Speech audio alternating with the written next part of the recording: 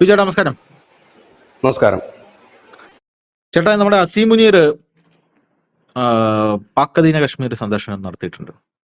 അപ്പോൾ നമ്മുടെ അജിത് ഡോവല് പഴവങ്ങാടിയിലെ ചിപ്സ് കടയിൽ വന്നു എന്ന് പറഞ്ഞ് രാഹുൽ ഗാന്ധിക്ക് ഒരു പ്രസ്താവന ഇറക്കാവുന്നതാണ് പാർലമെന്റിൽ. എന്തായാലും രാഹുൽ ഗാന്ധി അത് അറിഞ്ഞില്ല എന്ന് തോന്നുന്നു. എന്തായാലും അസീം മുനീർ ഇവിടെ പാക് അധീന കശ്മീരിൽ വന്നിട്ടുണ്ട്. എന്തിനാണെന്ന് അറിയില്ല. അതിൻ്റെ കൂടെ വേറൊരു വലിയ റിപ്പോർട്ട് പുറത്തു വരുന്നത്, sources report that senior Pakistani intelligence official major general Akif Iqbal met in Turkey with a close associate of the al Qaeda leader.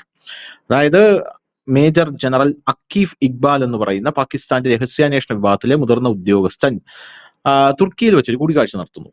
അൽ ഖ്വയ്ദയിലെ ഒരു ഭീകരനുമായിട്ടാണ് കൂടിക്കാഴ്ച നടത്തുന്നത്, അല്ലെങ്കിൽ അൽ ഖ്വയ്ദയുടെ അടുത്ത വൃത്തങ്ങളുമായി അങ്ങനെ പറയാം കൂടിക്കാഴ്ച നടത്തുന്നത്. എന്തിനാണ് ഇയാൾ കൂടിക്കാഴ്ച നടത്തുന്നത്? During the meeting, he allegedly argued that Al Qaeda's leadership relocated to Pakistan due to worsening security conditions in Iran and the Middle East, offering protection and safe arrangements. അതായത് ഈ ഇറാനിലും മിഡിൽ ഈസ്റ്റിലും സുരക്ഷാ സാഹചര്യങ്ങൾ ഇപ്പോൾ ഭയങ്കര ഹൈടെൻഷൻ മോഡാണല്ലോ. അപ്പോൾ ആ ഒരു സാഹചര്യത്തിൽ ഞങ്ങൾക്ക് ഭയം തോന്നുന്നു, പാകിസ്ഥാന് ഭയം തോന്നുന്നു. പിന്നെ പോരാത്തതിന് ബലൂചിസ്ഥാൻ ആണെങ്കിൽ അടിയോടടിയാണ്, അവര് മുമ്പിൽ ഞങ്ങൾ കീഴടങ്ങി എന്ന് പാർലമെന്റിൽ വരെ അവിടെയുള്ള പ്രതിരോധ മന്ത്രി ഖാജ ആസിഫ് പറഞ്ഞു. ഈ സാഹചര്യത്തിൽ അൽ ഖ്വയ്ദ നിങ്ങളുടെ താവളങ്ങൾ നിങ്ങൾ റീലൊക്കേറ്റ് ചെയ്ത് പാകിസ്ഥാനിലേക്ക് ആക്കുക. പാകിസ്ഥാനിലേക്ക് ആക്കിയിട്ട് ഞങ്ങൾ നിങ്ങൾക്ക് വേണ്ട സൗകര്യം ചെയ്തു തരാം, മറിച്ച് ഞങ്ങൾക്ക് നിങ്ങൾ സുരക്ഷ ഒരുക്കി തരണം എന്നാണ് പറഞ്ഞിരിക്കുന്നത്. എനിക്ക് രണ്ട് ചോദ്യങ്ങളുണ്ട്. ഒന്നാമത്തെ ചോദ്യം എന്ന് പറഞ്ഞാൽ, അപ്പൊ പാകിസ്ഥാൻ ഇപ്പോൾ പൂർണ്ണമായിട്ടും ഒരു ഭീകരവാദ രാജ്യമായി പരിണമിച്ചു കഴിഞ്ഞു. നേരത്തെ അവിടെ പേരിനെങ്കിലും ഒരു സർക്കാർ ഉണ്ടെന്ന് പറയാമായിരുന്നു. ഇപ്പൊ അങ്ങനെയല്ല. ഇപ്പൊ മൊത്തം പട്ടാളക്കാരാണ് അവിടെ തീരുമാനിക്കുന്നത്. ഭീകരവാദം വിഴുങ്ങിയിരിക്കുന്നു. പക്ഷേ കഴിഞ്ഞ ദിവസമാണ് ഐസിസിന്റെ ഒരു കേന്ദ്രം അജ്ഞാതർ 11 പേര് മരിച്ചത് നമ്മൾ റിപ്പോർട്ടാക്കിയിരുന്നു. അപ്പോൾ ഇവിടെ ഐസിസും അൽ ഖ്വയ്ദയും ജെയ്ഷെ മുഹമ്മദ് ലഷ്കർ ഇ തൊയ്ബ അവിടെ ഇല്ലാത്തതായിട്ടുള്ള ഒന്നുമില്ല എന്ന് നമുക്കിപ്പോൾ മനസ്സിലാവുന്നുണ്ട്. രണ്ടാമത്തെ കാര്യം എനിക്ക് ചോദിക്കാനുള്ളത്, ഈ തുർക്കി എന്ന് പറയുന്ന രാജ്യത്തും വെച്ച് എന്താണ് ഈ യുവമാരെല്ലാം ഈ ചർച്ചയ്ക്ക് പോകുന്നത്?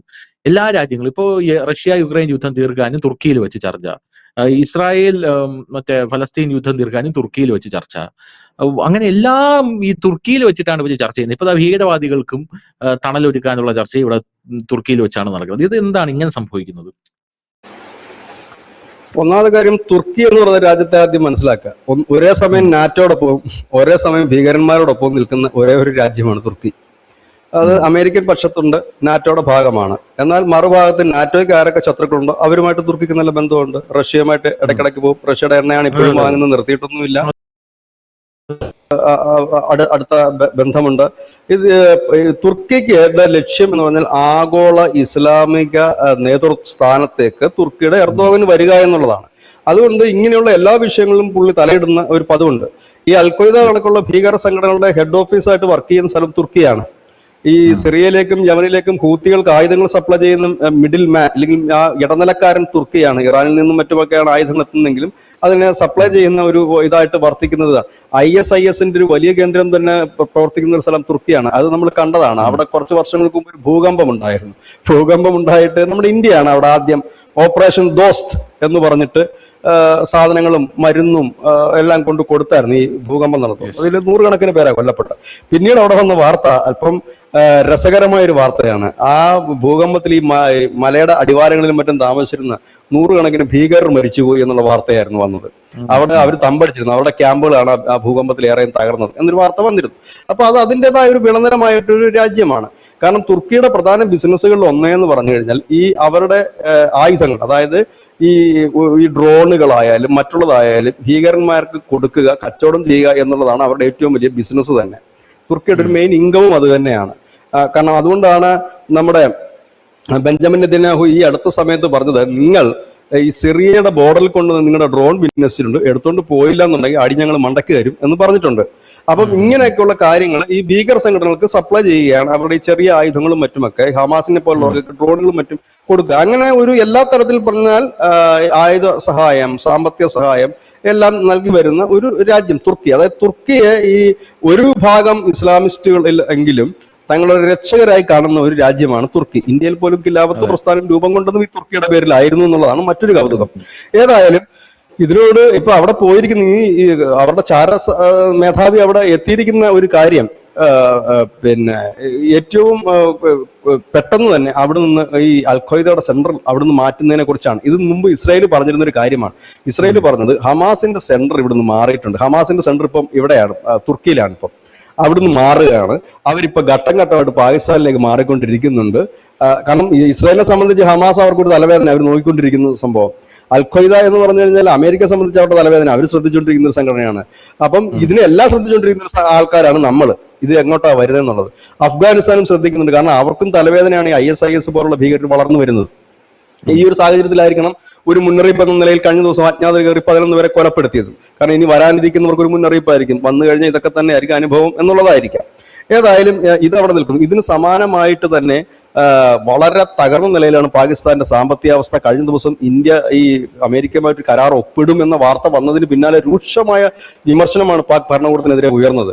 അത് മറച്ചു പിടിക്കാനാണോ എന്നറിയില്ല. കഴിഞ്ഞ ദിവസം ശ്രീമാൻ മുനീർ പാക് അധിനിവേശ കാശ്മീരിന്റെ ഇന്ത്യ ബോർഡറിൽ വന്നിരുന്നു. ഇതിന് സമാനമായി മുമ്പ് നമ്മുടെ ഈ നവാസ് ഷെരീഫിന്റെ കാലഘട്ടത്തില് ജനറൽ മുഷറഫ് ഈ അതിർത്തി ചെക്ക് ചെയ്ത് പോയിട്ടുണ്ടായിരുന്നു. അതിനുശേഷമാണ് പിന്നെ ഗാർഗിൽ യുദ്ധമൊക്കെ നടക്കുന്നത്. ഇപ്പോൾ ഈ നവാസ് ഷെരീഫിന്റെ സഹോദരൻ തന്നെയാണല്ലോ ഇപ്പൊ ഷഹബാസ് ഷെരീഫ്, അദ്ദേഹവും POKയിലെത്തി. അദ്ദേഹവും മുനീറും പറഞ്ഞ ഒറ്റ കാര്യമേ ഉള്ളൂ, ഇന്ത്യക്ക് കാശ്മീർ വിട്ടുതരികയല്ലാതെ വേറൊരു പോംവഴിയില്ല, കാശ്മീർ ഉടൻ സ്വതന്ത്രമാകും, ഇല്ലെങ്കിൽ ഞങ്ങൾ സ്വതന്ത്രമാക്കുമെന്ന്. ഇതിനെ അന്താരാഷ്ട്ര നയതന്ത്ര വിദഗ്ധരും ഒപ്പം മറ്റുള്ള ഇന്ത്യൻ സംവിധാനവും ഒക്കെ കാണുന്നത് നുഴഞ്ഞുകയറ്റക്കാരെ കടത്തിവിടാനും അതിർത്തിയിൽ കൂടുതൽ സംഘർഷം ഉണ്ടാക്കാനും പാകിസ്ഥാൻ വെൽ പ്ലാനിങ് നടത്തുന്നു എന്ന് തന്നെയാണ്. അതുകൊണ്ട് തന്നെയാണ് ഇന്ത്യ ഒരു മയവും ഇല്ലാതെ തന്നെ കഴിഞ്ഞ കുറച്ച് ദിവസങ്ങൾക്ക് മുമ്പായിരുന്നു ഐക്യരാഷ്ട്രസഭയുടെ പ്രത്യേക ട്രിബ്യൂണലില് സിന്ധു നദീജല കരാർ വിഷയമെടുത്തപ്പോൾ പറഞ്ഞു, നിങ്ങളുമായി സംസാരിക്കാൻ ഞങ്ങൾ വരുന്നില്ല, കാരണം നിങ്ങളുടെ അണ്ടറിൽ വരുന്നൊരു കേസല്ല, ഇത് ഞങ്ങളുടെ തീരുമാനമാണ്. അതുകൊണ്ട് കോടതിയിൽ കേസിന് ഇപ്പൊ പാകിസ്ഥാൻ മാത്രമേ ഉള്ളൂ. 2 കക്ഷികളുണ്ടെങ്കിലല്ലേ കേസ് നടക്കും, ഒരാളെ ഉള്ളൂ. അതിന് പ്രാധാന്യമില്ല എന്ന് ഇന്ത്യ പറഞ്ഞു കഴിഞ്ഞു. അങ്ങനെ ഒരു നിലപാടിലും മയപ്പെടുത്താതെ ഇന്ത്യയുടേതായിട്ടുള്ള സൈനിക നീക്കവും സൈനിക വിന്യാസവുമായിട്ട് മുൻപോട്ട് പോകുന്ന ഒരു സാഹചര്യം. ഇവിടെ തന്നെ ഉരുത്തിരിയുന്ന മറ്റൊരു വിഷയമുണ്ട്. ബംഗ്ലാദേശില് തെരഞ്ഞെടുപ്പാണ്, ഈ മാസം തെരഞ്ഞെടുപ്പ് നടക്കാൻ പോവുകയാണ്. അവിടെ അതിനുശേഷം വരുന്ന അനിശ്ചിതത്വം എന്താണ്, അതിന് മുമ്പ് വരുന്ന അനിശ്ചിതത്വം എന്താണ്, ഇതെല്ലാം ഇമ്പോർട്ടന്റ് ആയിട്ടൊരു ഘടകം തന്നെയാണ്. ഇവിടെ ഈ അപ്രതീക്ഷിതമായിട്ട് മുനീറും ഷഹബാസ് ഷെരീഫും ഒക്കെ പാക് അധിനിവേശ കാശ്മീരിൽ എത്തിയത് പാക് ജനതയുടെ ശ്രദ്ധ തിരിക്കുക, അതിനു വേണ്ടിയിട്ട് എന്തെങ്കിലും തരത്തിലുള്ള ഒരു ആക്രമണം ആസൂത്രണം ചെയ്യുക എന്നത് തന്നെയായിരിക്കും ലക്ഷ്യം. കാരണം ഇതിനു മുമ്പും ഇവർ ഇത്തരം അതിർത്തികളിൽ വന്നതിന് തൊട്ടു പിന്നാലെ തന്നെ അക്രമ സംഭവങ്ങൾ ഉണ്ടായിട്ടുണ്ട്. അതുകൊണ്ട് തന്നെ അത്തരത്തിലൊരു നീക്കം നടക്കാനുള്ള സാധ്യതകൾ വളരെ കൂടുതലാണ്. കാരണം അവിടെ വരേണ്ട യാതൊരു ആവശ്യവും നിലവിൽ അവർക്കില്ല. കാരണം അനവധി പ്രശ്നങ്ങൾ അവർക്ക് തന്നെ ഉണ്ട്, അവരുടെ രാജ്യത്തിനുണ്ട്. ഇത് അവരുടെ രാജ്യമല്ലല്ലോ, അവരുടെ അണ്ടറിൽ നിൽക്കുന്ന ഒരു പ്രദേശം മാത്രമാണ്. ഇങ്ങനെ നിൽക്കുന്ന കാര്യങ്ങൾ അനവധി ഉണ്ട്. അതുകൊണ്ട് തന്നെ ഒരു യുദ്ധഭീതി അകന്നുമില്ല. ഓപ്പറേഷൻ സിന്ദൂർ അവസാനിച്ചു എന്ന് നമ്മുടെ സേനകൾ പറയാത്തതിന്റെ കാരണവും ഇത് തന്നെയാണ്. കാരണം അത് തുടരുകയാണ്, ഇപ്പോഴും തുടരുകയാണ്. അത് ഇനി അടുത്ത ഘട്ടം ഉടൻ ഉണ്ടാകുമെന്ന് പറയുന്നതിന് കാരണം, ചിലപ്പോൾ ആ യുദ്ധം നീണ്ടു നിൽക്കുമെന്ന് പറയുന്നതിന് കാരണം ഇതാണ്. ഇതിനോടൊപ്പം തന്നെ മിഡിൽ ഈസ്റ്റിൽ ഇപ്പോൾ നടക്കുന്ന പ്രശ്നങ്ങൾ രൂക്ഷമായാൽ, അതായത് അമേരിക്ക ഇറാൻ സംഘർഷം രൂക്ഷമായാൽ അതിന്റെ അലയൊലികൾ തൊട്ടടുത്ത് കിടക്കുന്ന പാകിസ്ഥാനിലും അഫ്ഗാനിസ്ഥാനിലും ഉണ്ടാവുക സ്വാഭാവികം മാത്രമാണ്. ഇന്നല്ലെങ്കിൽ നാളെയും ഇന്ത്യയും അതിന്റെ ഒരു ഭാഗമായി മാറും. കാരണം ഈ പാകിസ്ഥാനിൽ നിന്നുള്ള ഏതെങ്കിലും തരത്തിലുള്ള ആക്രമണം വന്നാൽ നമുക്ക് പ്രതികരിക്കാതിരിക്കാൻ കഴിയില്ല. അപ്പോൾ സ്വാഭാവികമായിട്ട് എല്ലാവരും കൂടെ വലിച്ചടക്കപ്പെടുന്ന ഒരു കാര്യത്തിലേക്ക് നീങ്ങും. ഏതായാലും ഇന്നവിടെ ചർച്ച നടക്കുന്നുണ്ട്, അത് സമാധാനത്തിൽ തീരട്ടെ എന്ന് നമുക്ക് പ്രാർത്ഥിക്കാം. പക്ഷേ ഈ ചർച്ച കൊണ്ട് എത്രത്തോളം ഫലമുണ്ടെന്ന് അറിയില്ല. ഇതിനു മുമ്പ് കഴിഞ്ഞ വർഷം നമ്മൾ ഇതേപോലെ ജൂണിലായിരുന്നു എന്ന് എനിക്ക് തോന്നുന്നു, കഴിഞ്ഞ 2025 ആ മാസത്തിൽ ഇതേപോലെ തന്നെ 2 കൂട്ടരും ഇരുന്ന് ചർച്ച നടത്തിയതിന്റെ 3-ാം പക്കം കൊണ്ട് പോകുമ്പോട്ടില്ലേ. അപ്പൊ ഈ ചർച്ചയിൽ എന്തോ പ്രസക്തി എന്നുള്ളതാണ്. കാരണം ഈ ചർച്ചയില് 2 കൂട്ടർക്കും പാലിക്കാൻ കഴിയാത്ത ഡിമാൻഡുകളാണ്. ഇറാന്റെ അടുത്ത് പറയുന്നത് നിങ്ങളുടെ സമ്പുഷ്ട യുറേനിയം നിങ്ങൾ നശിപ്പിക്കും എന്ന് പറയുമ്പോൾ ഇറാൻ പറയുന്നത് കൊന്നാലും ഞങ്ങളത് ചെയ്യില്ല എന്ന് പറയുമ്പോൾ തന്നെ ചർച്ച പൊളിഞ്ഞു. പിന്നെ എന്തർത്ഥത്തിലാണ് ചർച്ച എന്ന് അറിയില്ല. ഇതിനിടയ്ക്ക് നല്ലൊരു കാര്യം കേട്ടത്, ഈ അമേരിക്കൻ റഷ്യയും തമ്മിൽ ഒരു സൈനിക കരാർ ഒപ്പുവെച്ചിട്ടുണ്ട്. കാരണം ഇപ്പൊ ആണവ കരാറിന് കാലാവധി കഴിഞ്ഞപ്പോൾ രണ്ടുപേരും മാറിയല്ലോ. ഇപ്പൊ ഒരു സംയുക്ത സൈനിക കരാർ വെച്ചിട്ടുണ്ട്, പരസ്പരം സഹകരിച്ച്, അതായത് വിവരങ്ങൾ കൈമാറുന്നതിനൊക്കെ വേണ്ടിയിട്ട്. പക്ഷെ ഇത് എന്താകും ഇറാന്റെ കേസെന്ന് അറിയില്ല. ഇല്ല തന്നെ മിഡിൽ ഈസ്റ്റ് ഒരിക്കലും ശാശ്വതവും സമാധാനപരമായ ഒരു പ്രദേശമായിരുന്നില്ല. അവിടെ കുറച്ച് നാൾ ശാന്തമായിട്ട് പോകും, അത് കഴിയുമ്പോൾ എവിടെങ്കിലുമൊക്കെ പ്രശ്നമുണ്ടാകും. അതൊക്കെ സ്വാഭാവികമാണ്. ഒന്നുകിൽ ഇറാഖിൽ പൊട്ടുമില്ല, ഇറാനിൽ പൊട്ടും, ചുമ്മാതിരിക്കുന്ന സൗദിയുടെ മുകളിൽ ഹൂത്തികൾ കൊണ്ടിടും. ഇങ്ങനെയൊക്കെ പോകുന്ന ഒരു സ്ഥലമാണ് മിഡിൽ ഈസ്റ്റ് എന്ന് പറയുന്നത്. ഒന്ന് ഈ യുദ്ധപ്രഭുക്കന്മാരായ പ്രഭുക്കന്മാരുടെ ഒരു പിൻതലമുറക്കാരും കൂടെയാണ്. പിന്നെ അതിനോടൊപ്പം തന്നെ രാഹുൽ ഗാന്ധി ഈ നമ്മുടെ ശ്രീമാൻ അജിത് ഡോവൽ തിരുവനന്തപുരത്ത് നിന്ന് ചിപ്സ് വാങ്ങി പോയതിനെ കുറിച്ച് രാഹുൽ ഗാന്ധി കമന്റ് ചെയ്യാത്തതിന് കാരണമായിട്ട് എനിക്ക് തോന്നുന്നു ഒരുപക്ഷെ കേരളത്തിലെ ഏറ്റവും കൂടുതൽ ചായക്കടകൾ കയറി ഇറങ്ങിയിട്ടുള്ള നമ്മുടെ രാജ്യത്തിലെ ഒരേ ഒരു നേതാവ് രാഹുൽ ഗാന്ധി. അദ്ദേഹത്തിന്റെ കേരള യാത്രയിൽ ആ കളിയിക്ക വിള മുതൽ അങ്ങേ അറ്റം വരെയുള്ള സകല കട എന്നുള്ള സകല സാധനവും വാങ്ങി കഴിച്ചിരുന്നു. അത് നമ്മൾ ഡെയിലി അത് മത്സരിക്കുകയാണ്. നമ്മുടെ മനോരമയാണ് അതിൽ ഏറ്റവും കൂടുതൽ മത്സരിച്ചത്, എന്ത് ഫുഡാണ് കഴിച്ചതെന്ന് അറിയിക്കാൻ വേണ്ടിയിട്ട്. ഇപ്പൊ അത് രാഹുൽ ഗാന്ധി മാറി ഇപ്പൊ പ്രിയങ്കയാണ്. പ്രിയങ്ക വയനാട്ടിൽ വരുന്നതല്ല അവർക്ക് വാർത്ത, പകരം പ്രിയങ്ക കഴിക്കുന്ന ഉണ്ടപ്പൊരിയും വടയുടെയുമാണ് അവർക്ക് വാർത്ത. അപ്പൊ അതെന്താണ് കഴിച്ചത്, ഏത് കടയിൽ നിന്നാണ് കഴിച്ചതെന്നുള്ളത്. ഏതായാലും ഒരു സംഘർഷ സാധ്യത വീണ്ടും നമ്മുടെ ഇന്ത്യൻ അതിർത്തിയിൽ ഉരുണ്ടുകൂടുന്നു എന്ന് തന്നെയാണ്. കാരണം ഒന്ന്, ബലൂചിസ്ഥാൻ വലിയ വിഷയങ്ങൾ ഉണ്ടാക്കുന്നു, അഫ്ഗാനിസ്ഥാനുമായിട്ട് ഇടനിൽക്കുന്നു, ഇറാന്റെ വിഷയം അത് പ്രതിധ്വനിക്കാൻ സാധ്യത വളരെ കൂടുതലാണ് പാകിസ്ഥാനിൽ.